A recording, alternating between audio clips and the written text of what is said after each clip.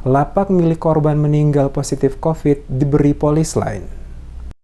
Kondisi dan situasi komplek Terminal A1 Mardika pada hari Kamis terlihat sepi dari rutinitas seperti biasanya pasca meninggalnya salah satu pasien berinisial LS yang telah dinyatakan positif COVID-19 berdasarkan hasil rapid test dan swab oleh tim kesehatan dari gugus tugas COVID-19 Provinsi Maluku. Pantauan tim Demes Media Group pada lokasi komplek Terminal A1 Angkutan Umum jurusan Air Salobar, Talake, Kudamati, dan Bentas, kondisi terlihat sepi, hanya beberapa kendaraan angkutan umum yang masih beroperasi. Sementara itu, pedagang yang biasanya berjualan di emperan terminal juga sebagiannya masih tutup. Pada salah satu lokasi dalam terminal, tempat berjualan dari korban inisial LS yang meninggal dan telah dinyatakan positif COVID-19, terlihat aparat keamanan telah memasang polis lain pada lokasi tersebut. Petugas gabungan dari berbagai instansi terlihat, termasuk petugas kesehatan, telah berada pada lokasi terminal dan sesuai keterangan yang berhasil dihimpun pada lokasi terminal, petugas kesehatan berencana akan melakukan tracking pada seputaran lokasi. Setiap warga yang masuk atau melintas pada lokasi terminal diwajibkan menggunakan masker oleh petugas yang sementara melakukan pencegahan di seputaran lokasi terminal. Dan hingga berita ini diturunkan, belum diketahui apakah rencana tracking oleh petugas kesehatan jadi dilaksanakan atau masih menunggu koordinasi lanjutan. Seperti yang diberitakan sebelumnya, Ketua Harian Gugus Tugas Percepatan Penanganan COVID-19 Maluku Kasrul Selang di kantor Gubernur Maluku pada hari Rabu malam saat memberikan keterangan kepada sejumlah wartawan menjelaskan satu pasien berinisial LS berjenis kelamin laki-laki positif COVID-19